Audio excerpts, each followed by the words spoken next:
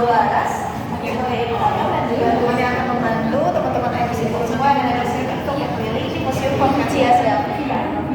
Nah, semua teman-teman di sini udah pernah berkunjung nih ke Museum Konferensi Asia Afrika? Nah, ada yang pernah ya? Pernah, kapan?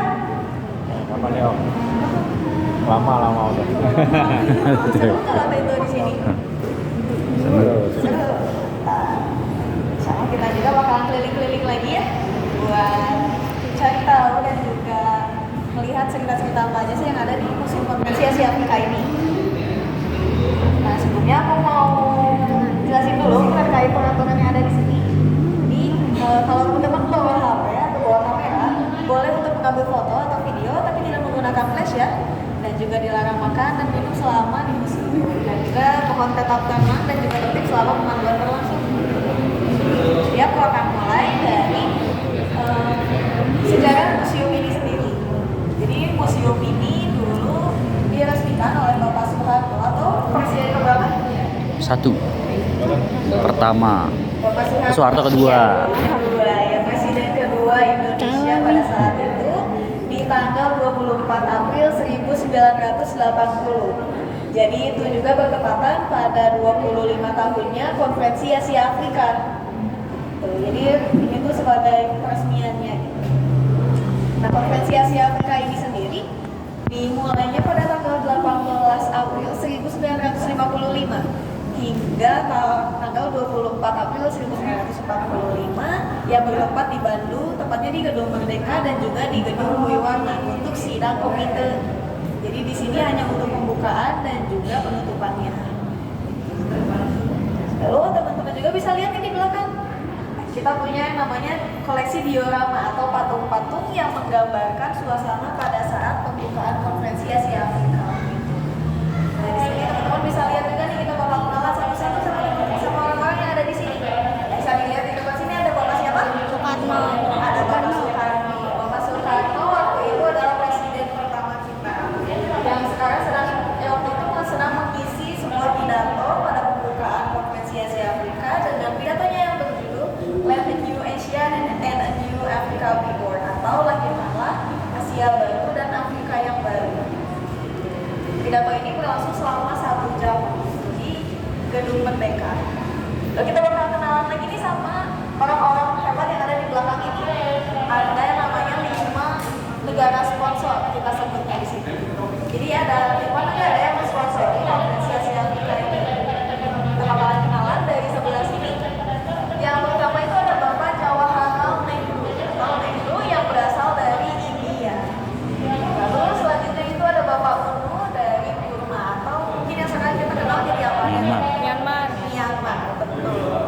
Lalu di sebelah Bapak UNO ada Bapak Muhammad Hatta, yaitu wakil presiden kita pada saat itu yang sedang mendampingi Bapak Soekarno di Konferensi Asia dan Afrika. Lalu di sebelah sini, di sebelah meja kursi kosong Soekarno, ada Bapak Ali Sastro Amijoyo yang merupakan Perdana Menteri Indonesia pada saat itu. Dan beliau juga menjabat sebagai Ketua Konferensi dari Asia Afrika ini. Lalu dari sebelah Bapak Ali ada Bapak Sir John Kotelawala yang berasal dari Ceylon. Nah, Ceylon sekarang jadi apa nih? Udah ganti lagi. Ya betul, Sri Lanka. Dari Sri Lanka. Lalu ada Bapak Muhammad Ali yang terakhir dari Pakistan. Boleh nih disebutin lagi tadi 5 negara sponsornya apa aja? India. Myanmar, Pakistan, Sri Lanka. dan Indonesia. Nah, itu kita udah kenalan nih sama 5 negara sponsor yang berperan penting juga dalam Konferensi Asia Afrika. Teman-teman juga bisa lihat ada bendera di belakangnya. Coba tebak ada berapa tanggalnya? Afghanistan. Oh, sebuah ada berapa? Boleh disebut ada tepatnya ada 29. Iya. Jadi 29 bendera yang ada di sini mewakili negara-negara yang waktu itu hadir di tahun 1955. Di totalnya ada 29 negara yang hadir di Konferensi Asia Afrika. Teman-teman juga bisa lihat nih di samping kiri dan kanan aku ada koleksi kamera dan juga lampu sorot yang waktu itu dipakai oleh para jurnalis dan juga wartawan untuk meliput jalannya sidang Konferensi Asia Afrika. Itu teman-teman, nah kita udah kenal dan juga lihat-lihat koleksi yang ada di diorama ini. Selanjutnya kita bakalan pindah ke koleksi lainnya. Ada di koleksi 3 dimensi dan juga kita bakal cari tahu mengenai latar belakang dari ide konferensi Asia Afrika ini. Boleh teman-teman ikutin aku setelah ini. Kita bakalan berlanjut ke koleksi lainnya.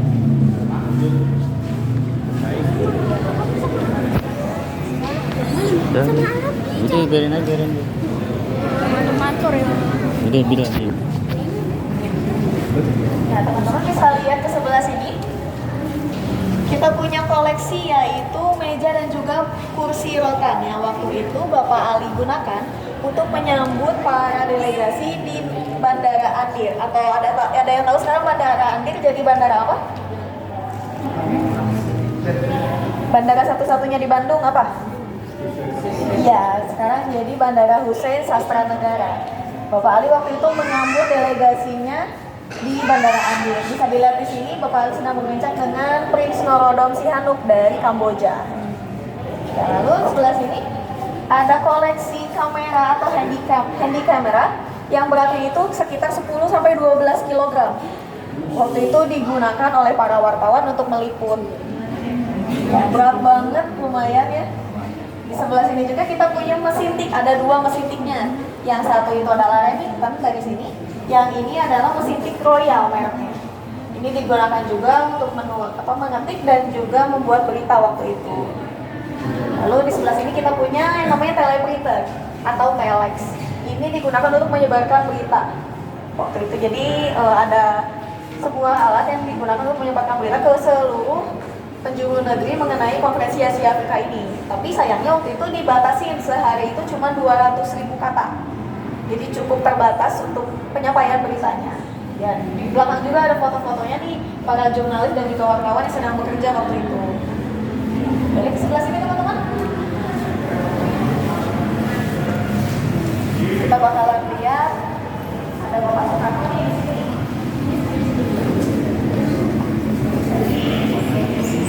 Ini ada sebuah kutipan dari Bapak Soekarno yang menjelaskan mengenai katanya kalau Benteng Indonesia sudah bekerja sama dengan Sphinx dari negeri Mesir, dengan Lembu Nandi dari negeri India, dengan Liong Barongsai dari negeri China, dengan kampion-kampion kemerdekaan negara lain, maka penjajahan di atas dunia ini bisa dihapuskan.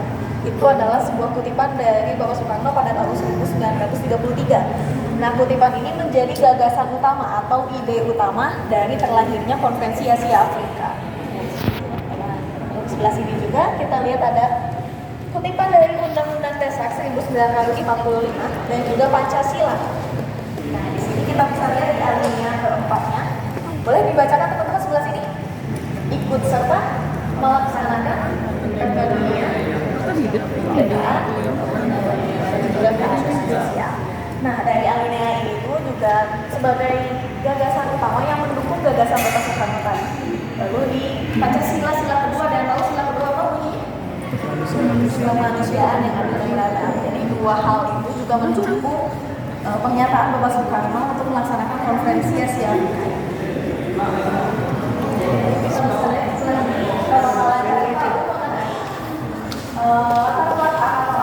Depan deh. Mendasari konferensi Asia Afrika dan kenapa konferensi itu harus dilaksanakan pada tahun itu. Yang pertama adalah kolonialisme teman-teman, atau kita sebut penjajahan. Kita tahu sendiri ya, Indonesia juga waktu itu dijajah sama siapa aja coba? Belanda, Jepang, ya. Jadi di negara Asia Afrika juga, nggak cuma di Indonesia, penjajahan itu malah terjadi, terutama di negara-negara yang belum merdeka. Seperti kita bisa lihat di sini, salah satu contoh penjajahannya adalah perbudakan atau slavery. Ini adalah orang-orang yang diperbudak untuk dipekerjakan paksa, dan mereka sedang dihukum teman-teman di sini. Lehernya dirantai, mungkin karena mereka melakukan suatu kesalahan saat bekerja. Teman-teman, jadi ini adalah salah satu alasan utama dari terlahirnya gagasan Konferensi Asia Afrika ini. Lalu yang kedua adalah apartheid, atau kita sebutnya sekarang itu diskriminasi ras. Ini rasisme bahasa gaulnya sekarang. Nah, rasisme yang ada di benua Afrika terutama itu cukup kental ya, karena penduduk asli mereka adalah orang kulit hitam. Nah, di sana mereka dulu kedatangan mereka itu sebetulnya mencari sebuah mencari sebuah pulau yang kaya akan sumber daya alamnya. Dan mereka menemukan Afrika ini, terutama di Afrika Selatan. Mereka jadinya ingin memiliki semua hasil yang ada di situ. Jadi mereka membatasi fasilitas-fasilitas yang ada di sana hanya diperuntukkan untuk orang-orang kulit putih. Jadi orang-orang asli dari kulit hitam di sana itu tidak perlu menggunakan fasilitas-fasilitas tertentu seperti sekolah, rumah sakit, dan juga mungkin fasilitas yang rendah seperti taman, toilet, dan sebagainya. Ya. Bisa dilihat di sini juga ada sebuah kursi yang bertuliskan white stone. Itu adalah kursi yang diperuntukkan untuk orang-orang berkulit putih. Jadi ibu-ibu yang berkulit hitam ini nggak boleh duduk di situ. Jadi makanya mereka duduk di bawah. Itu cukup ironis ya kalau bisa kita sebut, soalnya itu kan tanah mereka juga, tapi mereka yang nggak boleh pakai fasilitas-fasilitas yang ada di sana. Nah, kedua hal ini itu tidak selaras dengan UUD 1945 dan juga Pancasila yang kita punya. Jadi itu adalah yang memperakarsai kenapa kita harus melaksanakan Konferensi Asia Afrika. Lalu yang selanjutnya adalah dampak dari Perang Dunia Kedua. Seperti yang kita tahu ya, Perang Dunia Kedua dampaknya cukup signifikan terhadap negara ini. Banyaknya negara yang belum merdeka dan juga hancur waktu itu, seperti Jepang yang akhirnya dibom di Hiroshima dan Nagasaki oleh Amerika. Nah, dari sini juga banyak keinginan dari negara-negara di Asia dan Afrika untuk berkembang dan juga bersama. Itulah semangat dan juga semangat patriotisme untuk merdeka. Di sini sudah mulai setelah Perang Dunia Kedua, mulai ada negara-negara yang sudah merdeka, terutama Indonesia, yang merdeka pertama waktu itu setelah Perang Dunia Kedua. Pada tahun berapa? 1945. Tapi memang kemerdekaan itu belum merata gelombangnya, jadi belum semua negara merdeka di Asia dan Afrika. Lalu dampak yang terakhir itu adalah adanya Perang Dingin. Adanya perang dingin atau perang ideologi waktu itu antara Blok Barat dan juga Blok Timur.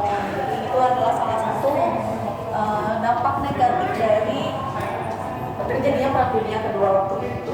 Teman-teman, jadi itu adalah 5 alasan utama kenapa Konferensi Asia Afrika ini perlu dilaksanakan. Betul juga misalnya teman-teman, ada yang namanya Dasar Bandung. Nah, Dasar Bandung ini adalah hasil akhir dari Konferensi Asia Afrika. Dimuat dalam 10 poin utama. Poin-poin utama ini tuh diterjemahkan juga nih ke dalam 29 bahasa peserta Konferensi Asia Afrika waktu itu. Bisa lihat yang di Indonesia di sebelah sana ya. Di ada Jepang juga, ada Mesir, ada Sudan. Nah, apa aja sih dari inti dari 10 poin ini? Jadi ada 4 poin intinya teman-teman, biar kita gampang ingatnya ya. Yang pertama adalah kerjasama ekonomi. Lalu yang kedua adalah kesetaraan. Yang ketiga adalah hidup pendampingan secara damai. Lalu yang keempat adalah menghargai kedaulatan dari negara lain. Itu adalah 4 poin utama yang dirangkum ke dalam Dasar Bandung ini. Itu teman-teman. Nah, di sebelah teman-teman juga sini ini ada, ini kalau bisa didengar, ada cuplikan dari pidatonya Bapak Soekarno. Tapi kayaknya audionya sedang bermasalah, jadi kita belum bisa mendengar cuplikan pidatonya. Jadi di sini Bapak Soekarno menerangkan bahwa Konferensi Asia Afrika ini adalah konferensi pertama yang diselenggarakan oleh orang-orang berkulit berwarna pada sejarah umat manusia. Jadi adalah konferensi pertama yang diikuti oleh orang-orang berkulit yang berwarna, seperti berkulit hitam dan juga berkulit coklat dan juga Asia.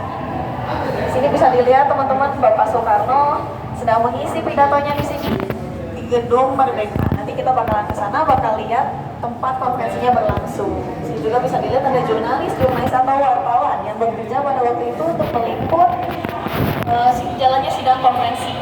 Gitu teman-teman. Bisa dilihat juga.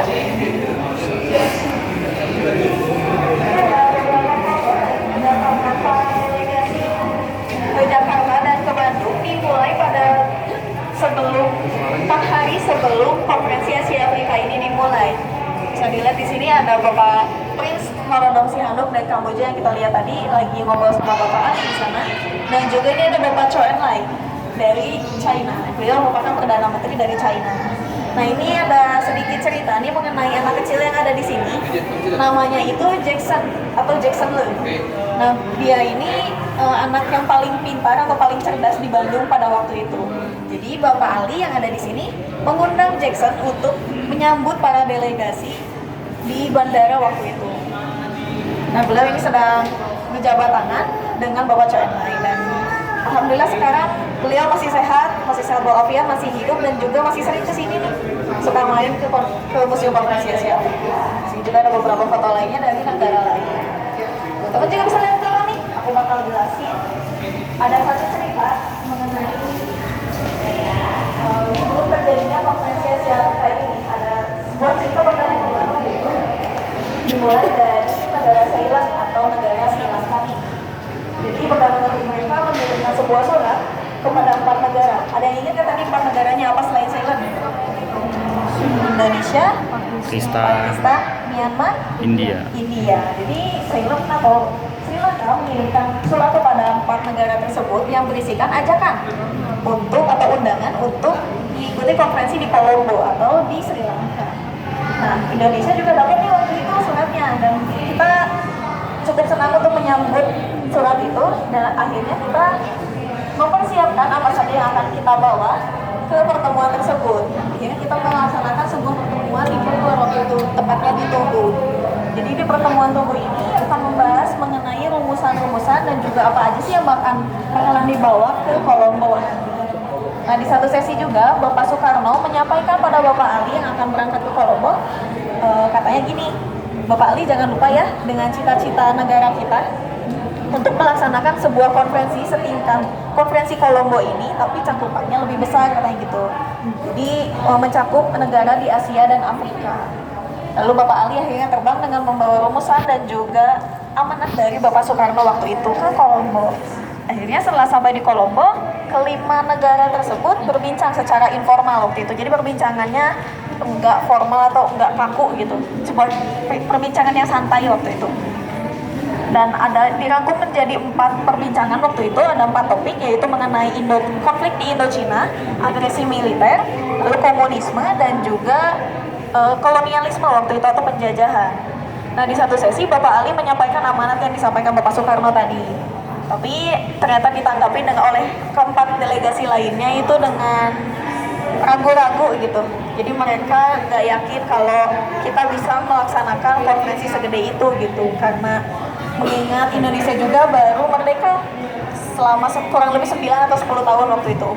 Tapi Bapak Ali nggak patah semangat, beliau kemudian meyakinkan kembali kepada negara lainnya bahwa jika tuan-tuan, katanya gini, jika tuan-tuan belum bisa melaksanakan konferensi ini, maka berikanlah kesempatan kepada Indonesia untuk melaksanakannya. Akhirnya Bapak Ali pulang dari Colombo ini, dan setelah pulang itu beliau melaksanakan sebuah diplomasi dan didapat sebanyak 14 negara yang sudah setuju untuk melaksanakan konferensi Asia Afrika itu. Dan akhirnya Bapak Ali kembali terbang ke India dan juga Burma untuk menyampaikan hasil dari diplomasi tersebut dan meyakinkan kembali para perdana menterinya untuk ikut di konferensi Asia Afrika ini. Dan akhirnya mereka setuju dan terlahirlah yang namanya pernyataan bersama atau joint statement.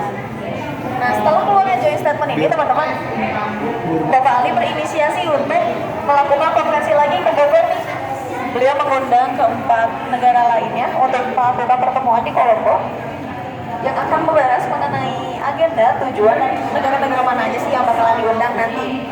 Akhirnya didapat sebanyak 30 negara yang akan diundang. Tapi akhirnya hanya 29 yang datang karena Rhodesia waktu itu tidak bisa hadir. Dan juga ditetapkannya Bandung sebagai kota dilaksanakannya konferensi Asia Afrika. Itu teman-teman, jadi itu adalah cerita dari sidang-sidang pendahuluan yang terjadi sebelum konferensi Asia Afrika. Nah, yang bisa dilihat di belakang teman-teman juga, kita bakal lihat ini seperti pada saat konferensi Asia Afrika itu berlangsung mulai pada tanggal 18 April, teman-teman, pada tanggal 12 April pada pukul 9 pagi sudah pagi-pagi orang-orang Bandung itu masyarakat itu sudah berkumpul di jalan Asia Afrika untuk menyambut para delegasi yang akan pergi ke Gedung Merdeka. Ini mereka menyambut dengan meriah delegasi-delegasi yang datang pada saat itu.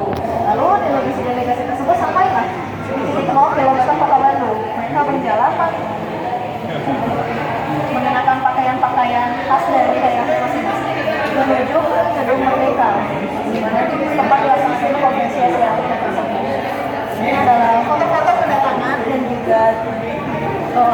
delegasi-delegasi yang itu jalan-jalan dari titik 0 kilometer kota Bandung.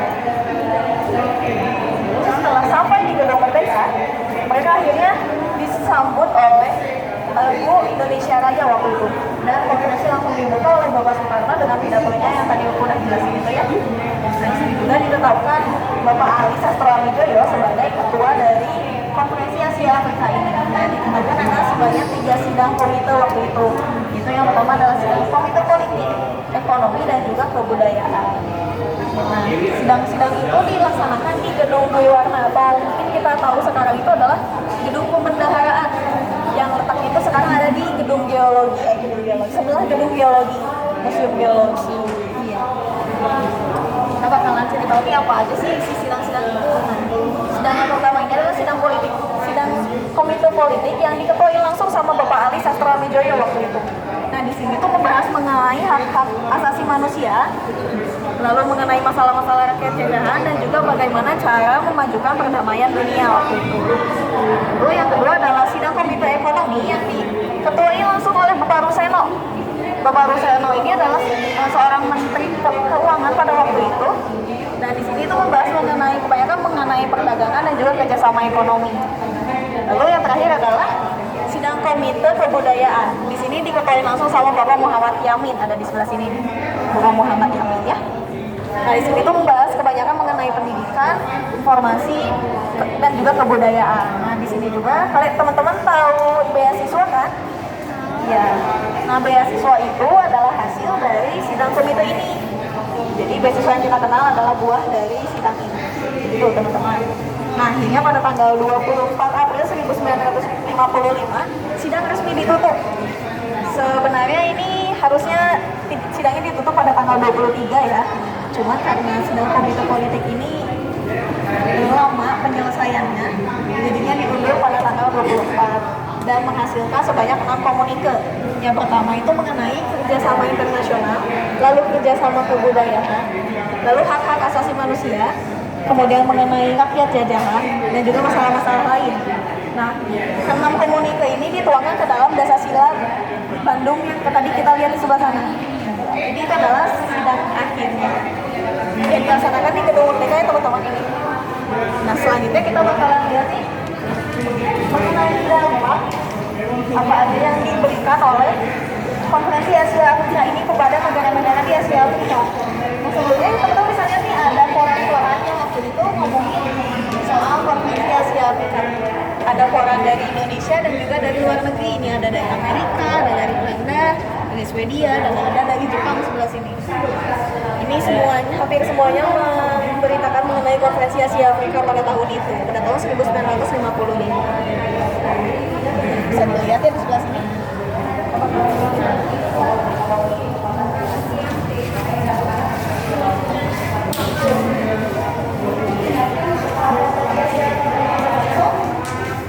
Tepat 10 tahun setelahnya, ada sebanyak 36 negara yang merdeka di Asia dan Afrika. Kebanyakan dari Afrika nih, jumlahnya ada 34.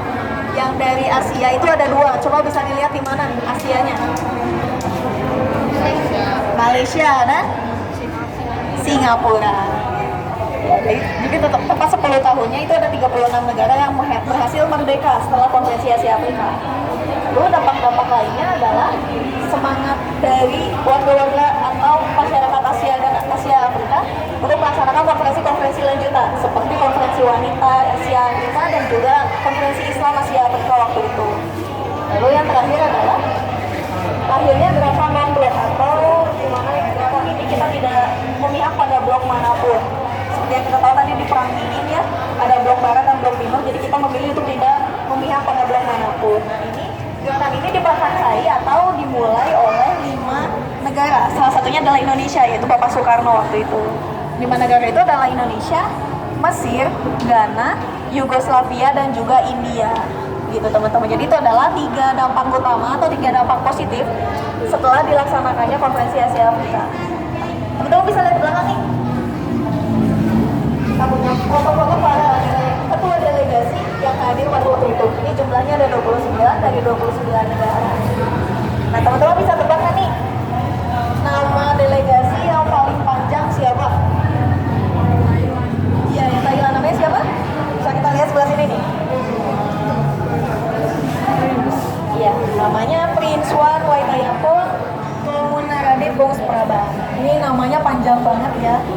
Beliau merupakan Menteri Luar Negeri dari Thailand. Lalu untuk yang namanya paling pendek siapa? Ya, memang siapa namanya? Unu. Cuma keluar sebut apa ya? Unu aja. Ya, sebelah sini di ujungnya. Bapak Unu dari Burma atau Myanmar. Teman-teman bisa tebak nih siapa yang paling muda di sini? Delegasinya. Marodom si anak ya. Iya, betul, Norodom Sihanouk. Waktu itu umurnya masih sekitar 32 tahun. Beliau ini paling muda, paling bontot, paling bungsu di sini. Lalu untuk yang tertua siapa? Coba. Raja Faisal. Nah, Raja Faisal. bukan. Iya, betul. Ya, jadi yang paling tua itu adalah Bapak Tatsunosuke Takasaki dari Jepang. Beliau ini umurnya pada saat itu sekitar 80 tahunan. Tapi beliau masih sehat, masih bugar, masih bisa mengikuti konferensi dengan baik. Bahkan ngisi pidato waktu pembukaan di sidang konferensi. Gitu teman-teman. Nah, kita sekarang bakalan jalan-jalan lagi nih. Kita bakal jalan-jalan ke Gedung Merdeka, tempat di mana terjadi dilaksanakannya konferensi Asia Afrika. Kita bisa ikut.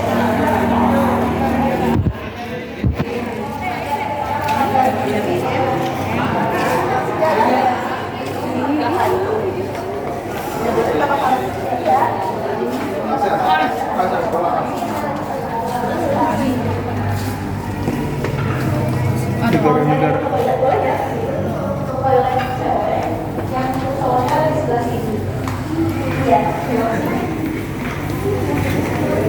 Tempat.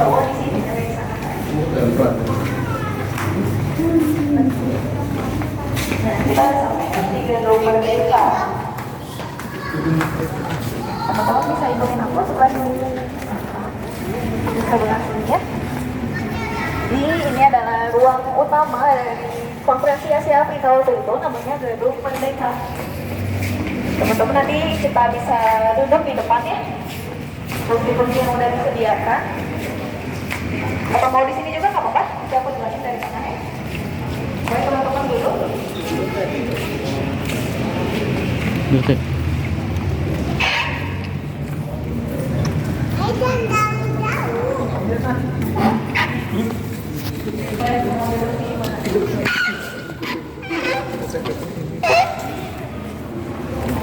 Depan.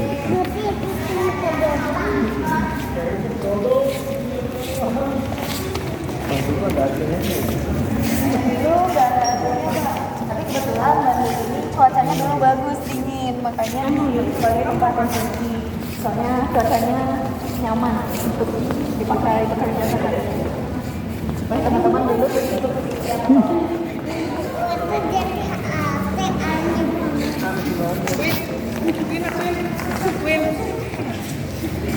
Nah, jadi teman-teman sekarang udah duduk nih di ruangan Gedung Merdeka. Aku mau jelasin sedikit tentang sejarah dari gedung ini.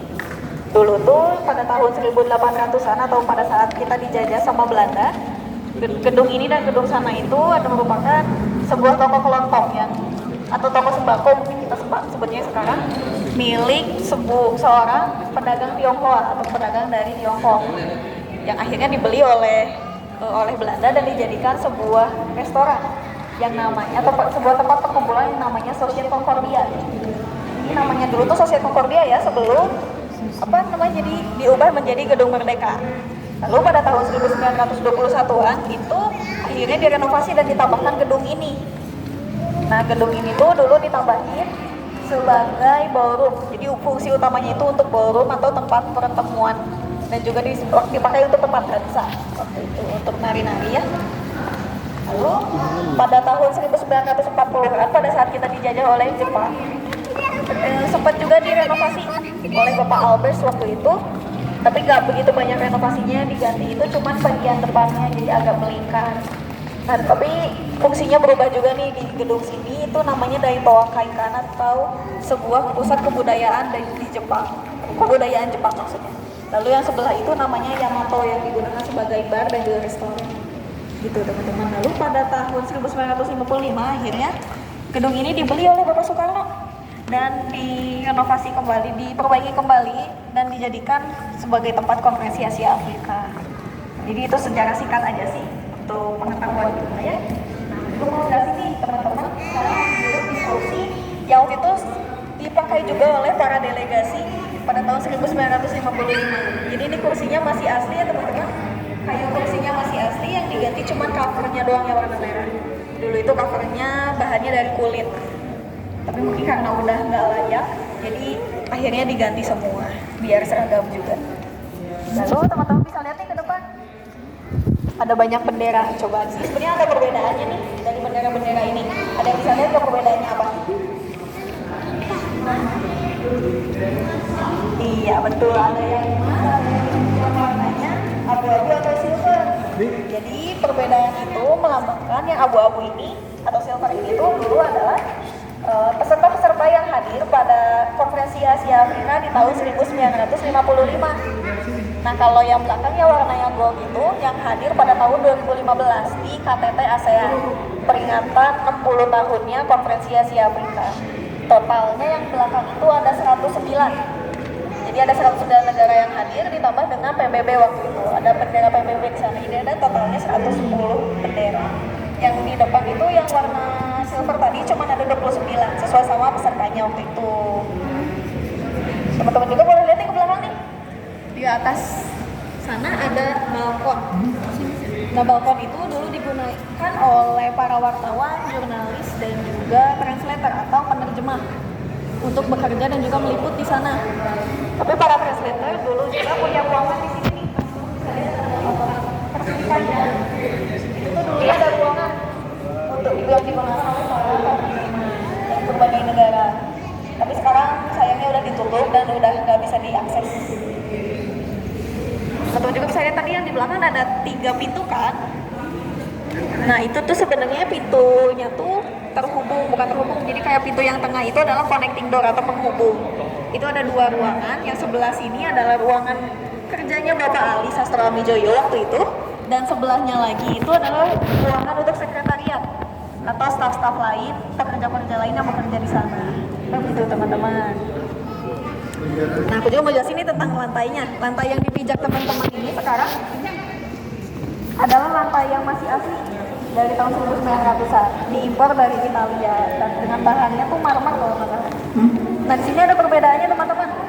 Yang dipijak sama teman-teman di sini sama yang aku pijak sebelah sini, bentuknya ada yang berbeda. Bisa dilihat? Yang di sini dibentuk secara diagonal dan yang di sini vertikal dan juga horizontal. Nah dulu yang diagonal ini tuh digunakan sebagai lantai dansa. Jadi orang-orang berkumpul untuk berdansa di sini, dan yang horizontal ini digunakan untuk kegiatan lainnya seperti orang lalu lalang atau makan, minum, dan juga orkestra ada di sini. Kalau penjelasan dari aku cukup sekian. Teman-teman ada yang mau ditanyain?